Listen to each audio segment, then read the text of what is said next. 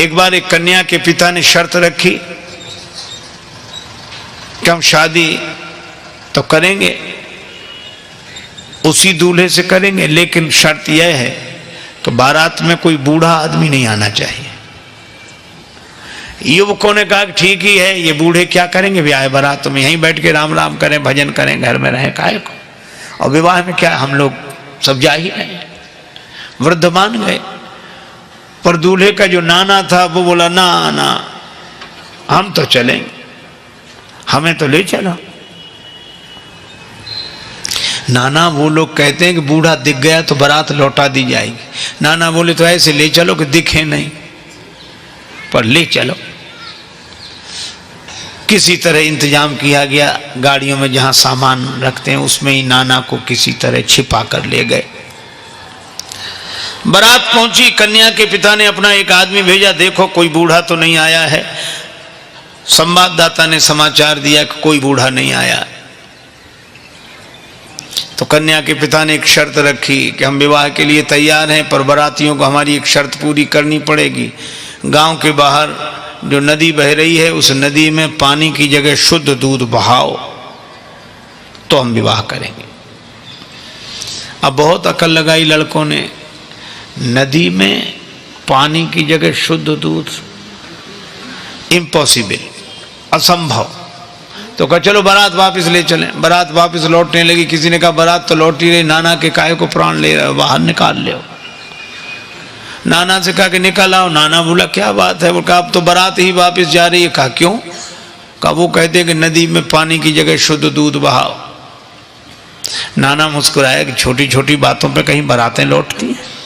लड़के बोले नाना दिमाग खराब है, छोटी बात है, इतना दूध कहाँ से आवे और नदी में, और ये और फिर शुद्ध कैसे रह जाएगा, दूध पानी में डालोगे तो ये। वृद्ध ने मुस्कुरा कर कहा कि जरा सी बात है, तुम जो कन्या के पिता की ओर से समाचार लेकर आया था उसी के द्वारा तुम समाचार भिजवा दो। क्या? कि दूध का इंतजाम हमने कर लिया है, शुद्ध दूध बहा देंगे, इतना नदी भर जाए उससे भी ज्यादा दूध हमारे पास है, लेकिन हमारी भी एक शर्त है। क्या? कि नदी का पानी खाली तुम करा दो, दूध हम बहा देंगे। कन्या के पिता के पास खबर गई कि वो कहते हैं कि नदी का पानी खाली तुम कराओ, दूध हम बहा देंगे। कन्या का पिता बोला जरा अच्छी तरह छानबीन करो, बारात में जरूर कोई बूढ़ा आया है, नहीं तो।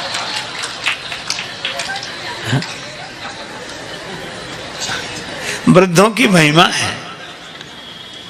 देखो आज के समय की एक घटना सुनाऊं। एक बार क्या हुआ, रेलगाड़ी के एक डिब्बे में कुछ नवयुवक विद्यार्थी चढ़े, लड़के 10-12 लड़के, और संयोग की बात वो डिब्बा खाली था। एक बूढ़ा आदमी किनारे सीट पर बैठा निमला लिए राम राम राम राम राम राम कर रहा है, और लड़के देखा। अब उनका तो नाम ही लड़के। रेलगाड़ी चली, अब वो भड़के,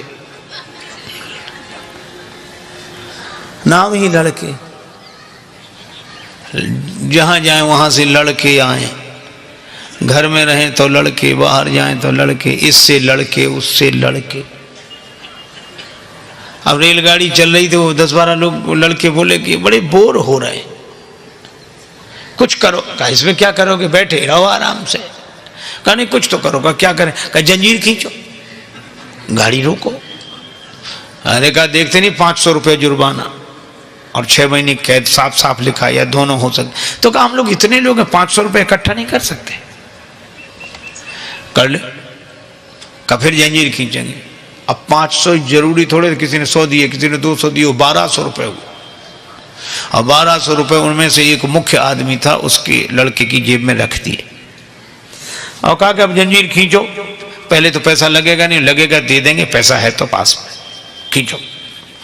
तब तक एक लड़का बोला एक नया पैसा नहीं लगेगा, जंजीर हम खींचेंगे, गाड़ी रुकेगी, अधिकारी आएंगे, नाम इस बूढ़े का लगा देंगे किसने जंजीर खींची।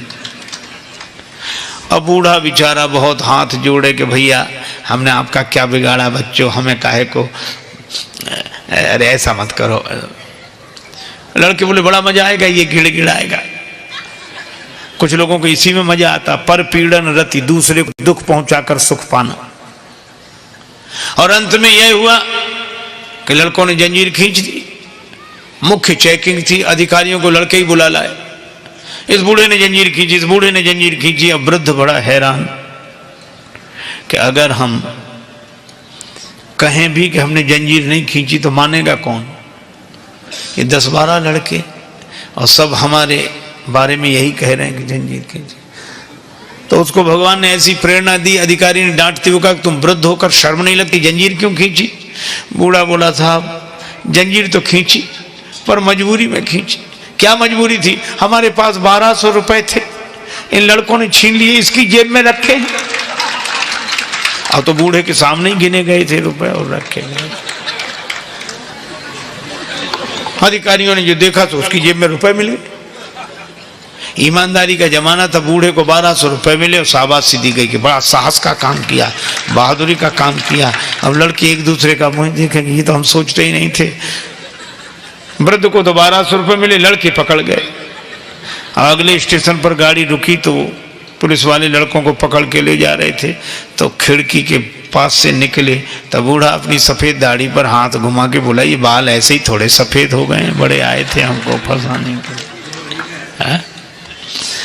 तो ये कहानी है, पर ये कहानी भी संकेत देती है कि वृद्ध के पास जो अनुभव होता है वह युवक के पास नहीं होता। ये बात अलग है कि अनुभवी वृद्ध के पास शक्ति, सामर्थ्य, जोश, उत्साह नहीं होता, वो युवक के पास होता है। तो युवक अपने उत्साह का उपयोग वृद्धों के अनुभव के आधार पर समाज और राष्ट्र के निर्माण में करे, यही हनुमंत कथा का संदेश है। अनुभव और जोश का संगम ही असली सफलता की कुंजी है। जब दोनों मिलते हैं तब इतिहास रचता है। युवाओं का उत्साह और बुजुर्गों का अनुभव जब साथ आते हैं तो असंभव भी संभव हो जाता है। ऐसे ही और भी जीवन को दिशा देने वाली कहानियाँ सुनने के लिए अभी हमारे चैनल को लाइक करें, सब्सक्राइब करें। आपके जीवन में भी प्रेरणा की धारा बहती रहे। फिर मिलेंगे एक नई कथा के साथ। जय श्री राम।